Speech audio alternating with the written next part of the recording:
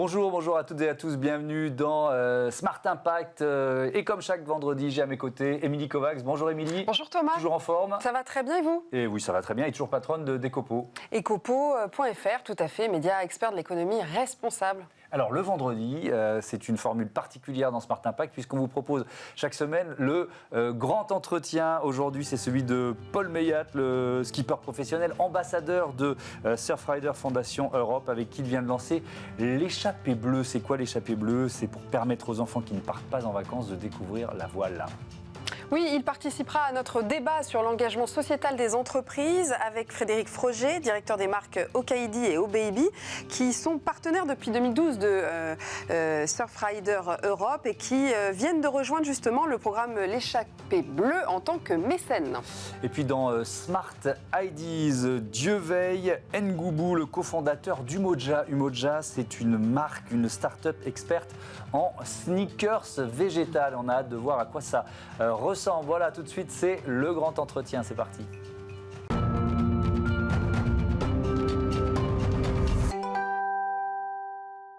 Bonjour Paul Meillat.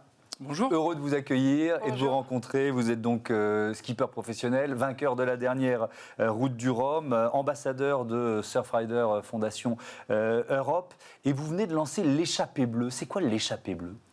Alors l'échappée bleue, c'est l'idée de pouvoir faire profiter des enfants qui ne partent pas en vacances et qui sont un peu loin de la mer, donc de découvrir la voile, d'apprendre la voile et de se sensibiliser à l'environnement. Voilà. Ouais, c'est ça. On essaie d'imaginer un petit peu le parcours de l'eau, en fait. Tout en sensibilisant à l'environnement, c'est une cause qui vous tenait à cœur aussi, c'est ça? Faire double effet qui se coule, quoi. Oui, bah en fait, oui, c'est ça. C'est l'association un peu de ce que j'ai pu vivre moi personnellement. Je suis né en région parisienne et donc du coup j'ai découvert la voile aussi sur la Seine, la Marne et des plans d'eau intérieurs et montrer qu'en fait on peut pratiquer la voile partout. Et finalement, je trouve que ce contact avec l'eau chez les enfants permet d'éveiller en fait une conscience écologique parce que finalement c'est la compréhension qui est importante. Et vous, je l'ai dit, vous avez gagné la dernière Route du Rhum. Pour ceux qui ne sont pas fanats de sport et d'aventure, ça se déroule tous les 4 ans, c'est ça? C'est une grosse course. Remporter le Rhum, ça vous place dans une catégorie particulière parmi les marins. Vous naviguez depuis combien de temps?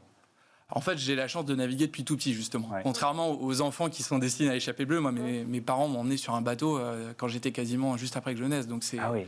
Et vous êtes devenu pro à quel âge? Ah, ça c'est plus compliqué en voile. On a des carrières longues, mais des fois c'est aussi long à démarrer pour être rémunéré. J'ai fait de la voile olympique, donc pour essayer d'accéder aux Jeux Olympiques, mais j'ai gagné ma vie en faisant du bateau qu'à 30 ans, quoi. D'accord. Et donc c'est la crise de la Covid-19 qui vous a un petit peu fait réfléchir et qui vous a donné envie de créer ce mouvement. Du coup, c'est une association, l'Échappée bleue? Alors en fait, l'Échappée bleue, c'est un projet qui est porté par Surfrider Foundation, qui est une ONG pour la protection des océans. Je suis ambassadeur de cette ONG depuis une dizaine d'années à peu près. Et on a appris à se connaître, on a participé à plein de projets, des collectes de déchets, aller porter des messages pour changer les lois à l'Assemblée nationale, par exemple, à la Commission européenne. Et puis, moi, ça me trottait dans la tête, cette histoire j'essayais de me questionner pourquoi moi, j'ai envie de défendre l'environnement et pas forcément tout le monde. Et donc, je me dis, j'ai cette chance de comprendre, d'avoir les clés, les mécanismes qui me permettent de comprendre ça. Je me dis, je vais le proposer à des enfants qui n'ont pas cette chance-là. On en a pas mal parlé avec Surfrider.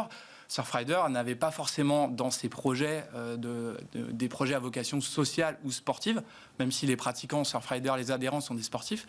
Et donc on a créé un petit peu un nouveau projet ensemble. Alors voilà, ça fait 1 an, on démarre, mais il y a beaucoup d'enthousiasme. Et les enfants sont ravis, on sent vraiment que c'est efficace et que ça porte ses fruits. Et ça prend quelle forme? C'est des séjours, c'est des initiations en une demi-journée, ça peut prendre plusieurs jours. Qu'est-ce que vous proposez en fait aux enfants? Justement, l'idée c'était de sortir de ce concept de baptême. Parce qu'on a vu que ça marchait, mais qu'on comprend bien que pour que la connaissance se fasse, que la passion se crée, parce qu'on veut créer une passion chez ces enfants pour l'eau, pour le nautisme, qui va permettre d'apprendre les problématiques écologiques. Et donc, il faut faire ça dans la durée. Donc, on essaie de faire une dizaine de séances. C'est-à-dire qu'ils partent novices, mais à la fin, ils finissent petits marins quand même. Donc, ils savent barrer un bateau. Et puis, on leur fait pas une sensibilisation à l'environnement à chaque séance, mais on va essayer d'en faire quelques-unes sur le cycle. Et puis à la fin du cycle, on leur permet d'aller s'exprimer sur la mer, la vraie. Voilà, là, cette journée-là, c'est vrai que c'est celle où il y a vraiment les étoiles dans les yeux, parce que pour beaucoup, ils n'ont jamais vu la mer. C'est quelle tranche d'âge? C'est destiné aux enfants qui ont environ 10 ans. Après, on s'adapte au terrain. L'idée, c'est vraiment de créer des dynamiques locales. On n'est pas, c'est pas mon bateau qu'on déplace partout en France. On travaille avec des clubs de la Fédération française de voile, des centres sociaux, et finalement, nous, on est là pour accompagner, organiser, mais des structures qui existent déjà. Et justement, sur la sensibilisation à l'environnement, à l'écologie, qu'est-ce que vous faites exactement ? Alors là, c'est plutôt, même si j'ai développé mes compétences dans le domaine, c'est vraiment l'ONG Surfrider qui s'occupe de cette sensibilisation via des animateurs qui sont formés. Donc, ils ont beaucoup de plateformes numériques, dont une qui s'appelle Ocean Campus. Et ils ont tout un panel d'animateurs et aussi de bénévoles qui sont par des antennes locales et qui viennent justement en appui sur les opérations Échappée Bleue pour sensibiliser les enfants. Donc en fait, on fait bien sûr des collectes pour comprendre que les déchets viennent de la terre, viennent de la mer, puisqu'on va collecter des déchets qui sont majoritairement en plastique sur les plans d'eau intérieurs. On va retrouver quasiment les mêmes sur la mer en fait un peu plus tard. Et puis aussi, on fait de la science participative. On va essayer de collecter des microplastiques. Là, sur l'opération de Bordeaux, on a un projet qui s'appelle Baby Legs, c'est de filtrer l'eau avec des collants pour justement récupérer les microplastiques qu'il y a à travers l'eau. On travaille sur les problématiques de pollution locale des eaux via des tests de qualité d'eau. Et puis, pourquoi pas, l'artificialisation du littoral. Enfin, toutes les problématiques locales qui peuvent être soulevées par l'ONG, en fait. Comme skipper, depuis longtemps, vous nous l'avez expliqué, vous naviguez. Est-ce que vous avez vu l'impact frapper l'océan, l'impact du réchauffement, l'impact de la pollution, peut-être dans certaines zones plus que d'autres? Comment vous l'avez ressenti, ça?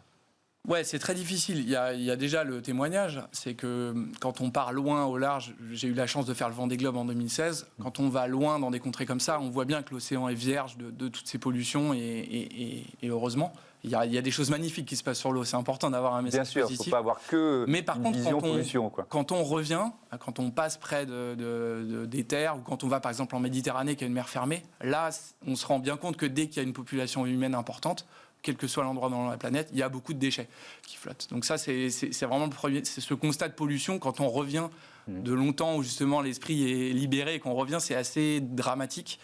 Et puis la deuxième chose, c'est quand on navigue, c'est qu'on se rend compte que cette planète, en fait, elle est pas si grande que ça.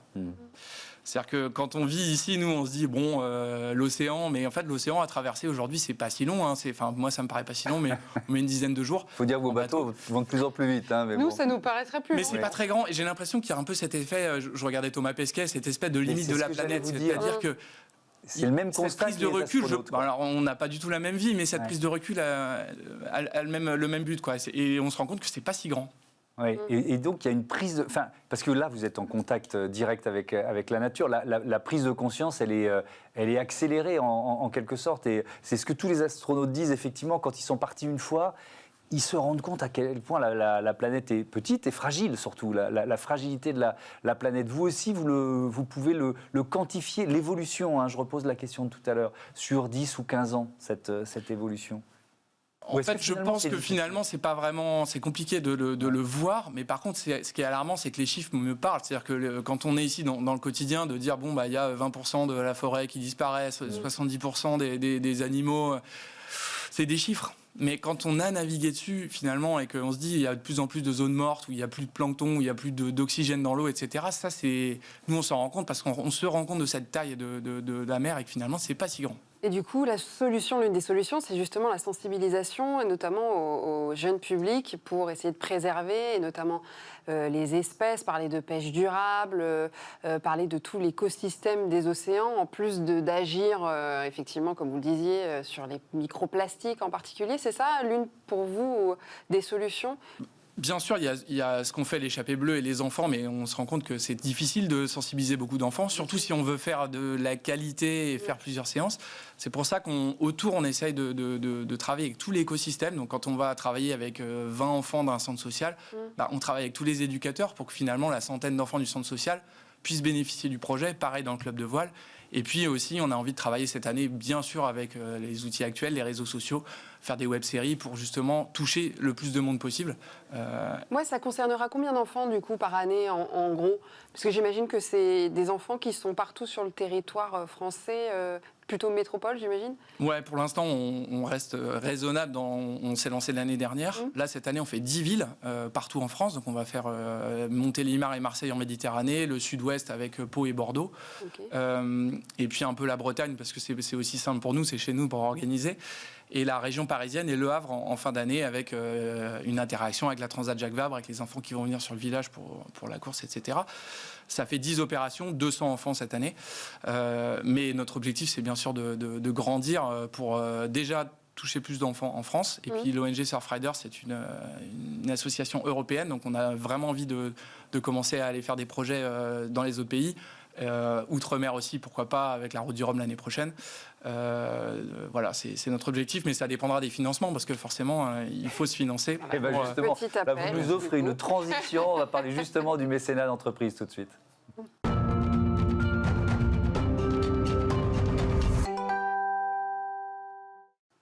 Comment l'entreprise peut-elle s'engager dans la société? C'est le thème de notre débat du jour, avec pour en parler toujours Paul Meillat et Frédéric Froger, directeur des marques de prêt-à-porter pour enfants Okaïdi et OBaby du groupe ID Kids, c'est ça.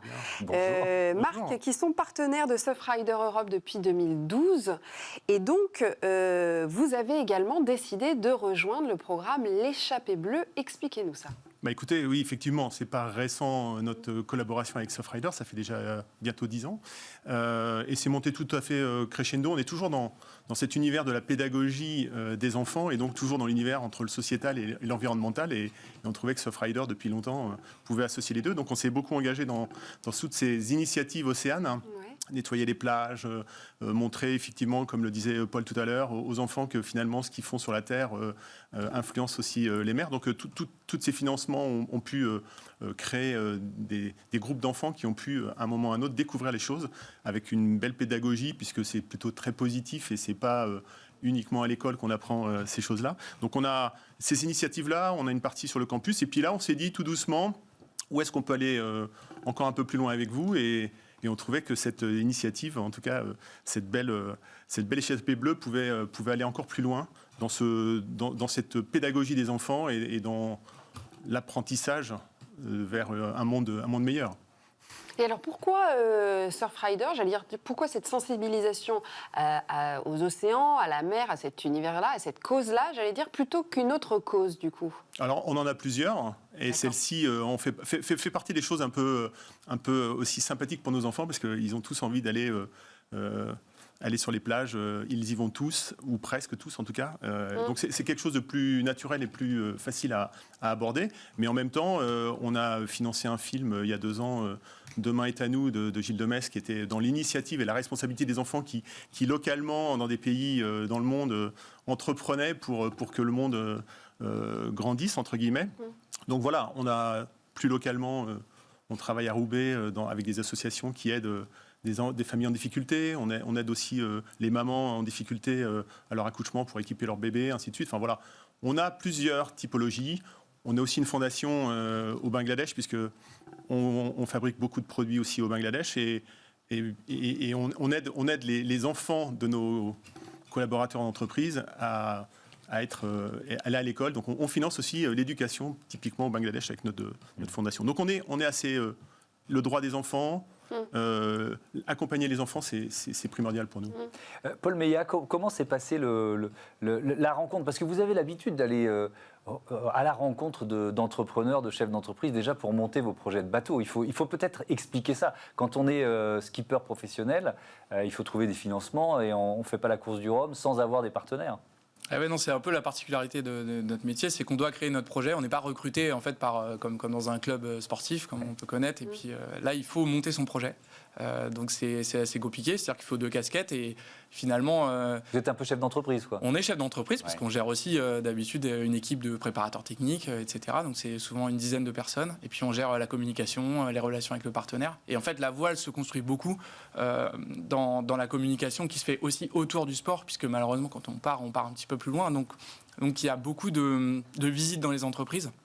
Ça faisait partie de mon travail d'aller dans toutes les antennes de mon sponsor, expliquer ce qu'on fait, participer à des conférences, faire venir des gens aussi sur le bateau, les faire naviguer, etc. Donc c'est aussi pour ça que dans ce projet, notre association avec Surfrider, elle est intéressante parce qu'on a envie de montrer en fait un savoir-faire qu'on a développé en course au large, puisque dans le cadre du projet Échappée Bleue, on va produire des web-séries pour faire justement vivre le projet aux entreprises qui sont mécènes.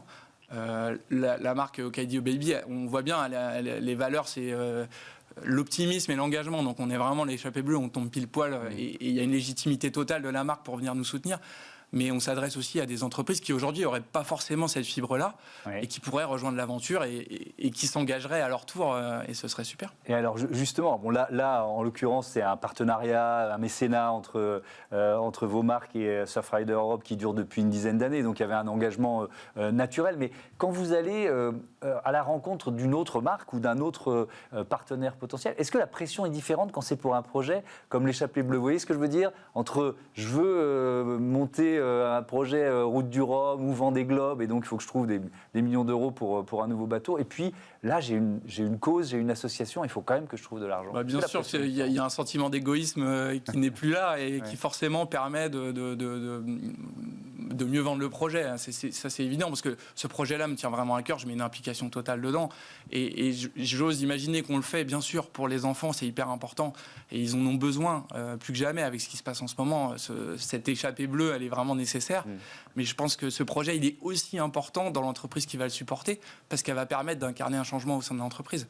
C'est ça notre but, finalement, quand on va faire venir une entreprise dans le projet, c'est de dire, regardez, finalement, les enfants, ils y arrivent, ils le comprennent. Donc maintenant, c'est à vous de vous y mettre. Frédéric Frogier, l'ensemble de vos collaborateurs sont sensibilisés à ces causes, s'impliquent aussi dans cet engagement caritatif, solidaire? Oui, tout à fait. Alors, beaucoup d'initiatives locales et individuelles. Et puis, typiquement, avec Surfrider, on organise aussi la même chose qu'avec les enfants. On va une journée, chaque salarié peut aller une journée avec son équipe, avec ses enfants, avec... peut-être aussi faire du team building de temps en temps, mais aller nettoyer une plage. On a un programme là qui va s'articuler entre juin, juillet et août pour que effectivement tous nos salariés puissent participer aussi à ce fonds et que ça soit pas juste l'entreprise ou la direction et les actionnaires, il faut que ça soit incarné par la totalité. Donc ça se décrète pas, toutes ces choses-là, ça met du temps et c'est une initiative qui est collective. Oui, parce que, alors, juste pour la marque OKID, 3350 collaborateurs, près de 900 magasins, les sites web, vous êtes présents dans 50 pays. Est-ce qu'il y a une partie des initiatives ou des idées ou des projets, justement, d'engagement qui viennent de la base ?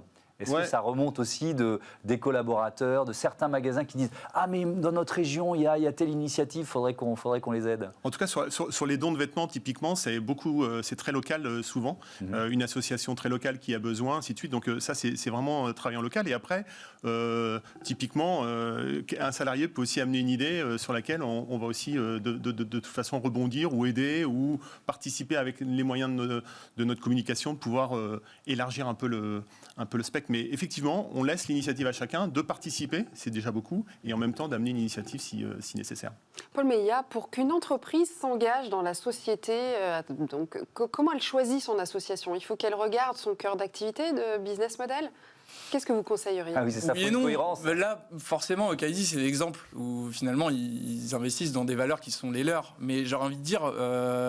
tout le monde, faut bien sûr qu'il y ait un sens, mais je dirais qu'aujourd'hui, il y a une espèce de chape de plomb sur la société et qui se voit aussi sur les entreprises qui, à cause peut-être de l'effet greenwashing, c'est-à-dire que j'ai l'impression que tout ce qui touche à l'environnement, à la transition sociétale, on a peur d'y aller parce qu'on a peur de se faire critiquer. Et c'est un frein énorme, colossal. Et moi, je vis ça de manière très triste parce que je me dis... C'est l'optimisme qui va nous permettre de relever le défi. Et donc, j'engage vraiment toutes les entreprises. Mais c'est pas grave, la cause. L'important, c'est d'y aller et déjà d'essayer de changer les choses. Et déjà, cette énergie-là, elle va être constructive, quoi. Et aujourd'hui, je trouve qu'il y a trop de réticence à s'engager. Vous avez vraiment des entreprises qui se disent... La transparence est compliquée aujourd'hui. C'est de dire le fameux greenwashing. Nous, typiquement, on peut travailler des produits sur le Bangladesh, mais avoir un grand respect des gens qui y travaillent et aider les gens à mieux travailler, à toujours. Donc cette partie-là, elle est assez compliquée. Par contre, nous, c'est fait 25 ans, nos fondateurs ont créé OKID Baby, puis après le groupe ID Kids, en mettant devant une entreprise à mission, entreprendre pour que le monde grandisse au service de l'enfant qui grandit. Donc c'est toute cette culture, elle est née il y a 25 ans, ça ne se décrète pas, ça monte aussi par les fondateurs, les dirigeants, et qui impulsent au quotidien cette liberté, ou en tout cas ce contrat de mission. C'est très concret, parce que ça va jusqu'à l'affichage de l'impact environnemental sur 120 des produits de la dernière collection, c'est ça? Alors là, c'est l'épreuve après. Ouais. On ne doit pas juste parler ou juste financer des belles initiatives. Je pense qu'il faut aussi que nous, dans notre quotidien, on puisse concevoir des produits différemment. On sait que, hélas, le textile est un grand pollueur. Pas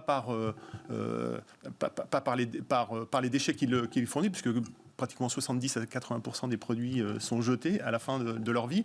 Donc nous, c'est tout notre boulot de travailler cette économie circulaire, de faire en sorte qu'on a l'initiative de l'échange de produits, de faire déjà des produits plus durables pour qu'ils passent dans la fratrie, mais aussi qu'ils puissent être revendus dans une deuxième vie avec l'ID Troc chez nous, et voire même, aujourd'hui, on insiste beaucoup pour qu'ils soient recyclés chez nous, pour qu'on ait vraiment cette économie circulaire et qu'on puisse demain fabriquer des produits avec des produits qu'on a récupérés. Donc c'est toutes ces initiatives qui sont fortes. Et qu'est-ce qui va faire qu'on va passer de la réflexion à l'action, en fait, pour une entreprise ? Qu'elle va s'engager réellement, parce que j'imagine qu'il y a plein d'entreprises qui nous regardent, qui ont envie de faire des choses qui ne le font pas encore. Qu'est-ce qui va déclencher, Paul, vous, c'était la crise, là, hein, ça vous a un peu déclenché? Oui, bien sûr, parce qu'on a passé du temps à discuter, on a eu avec d'autres skippers sur justement, quand on a du temps, en fait, quand on est embarqué dans le rythme effréné de la vie, on a moins de temps pour réfléchir, et quand on a fait une petite pause, on réfléchit. Moi, j'ai l'impression que c'est un peu la poule et l'œuf. C'est-à-dire qu'à un moment donné, on a besoin des actes pour s'engager, mais est-ce qu'en s'engageant, les actes ne vont pas venir ? Et je pense qu'on est en fait dans une période qui est un petit peu, en revenant dessus, je pense qu'en s'engageant, on devient...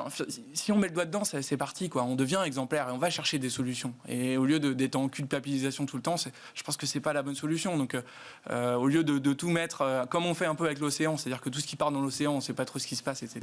Je pense qu'il faut affronter le problème et se dire, OK, on cherche des solutions. On n'est plus sur le problème. Merci beaucoup. Merci à tous les deux d'être venus présenter l'échappée bleue. Bon vent, évidemment. Prochaine course, la Transat Jacques Vabre, c'est ça? Ouais, avec Charlie Dalin sur le bateau Apivière, donc un beau projet pour cette année. Un joli duo, vainqueur de la dernière Route du Rhum et vainqueur du dernier Vendée Globe, c'est pas mal, non? Alors deuxième. Ah oui, deuxième. Il est arrivé premier, puis ensuite il a été. Et du prochain, il a perdu Thomas, quelques heures. Prochain, merci à tous les deux encore une fois. On passe à Smart Ideas tout de suite. Smart Ideas avec BNP Paribas. Découvrez des entreprises à impact positif.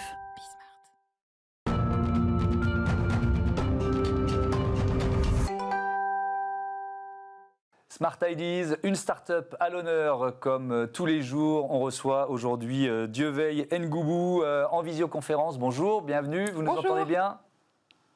Bonjour, merci. Ah oui, je vous entends très bien. Ça marche. Vous êtes le cofondateur d'Umoja. C'est donc une marque de sneakers végétales. Vous l'avez créée quand et pourquoi surtout?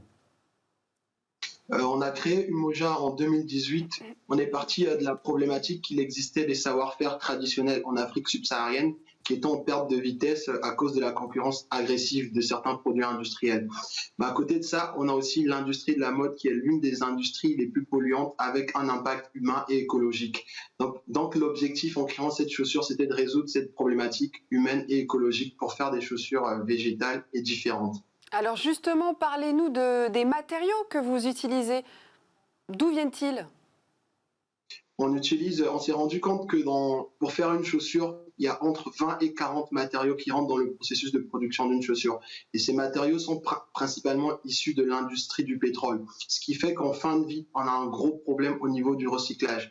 Donc, partant de ce constat, on a décidé de privilégier uniquement des fibres naturelles végétales.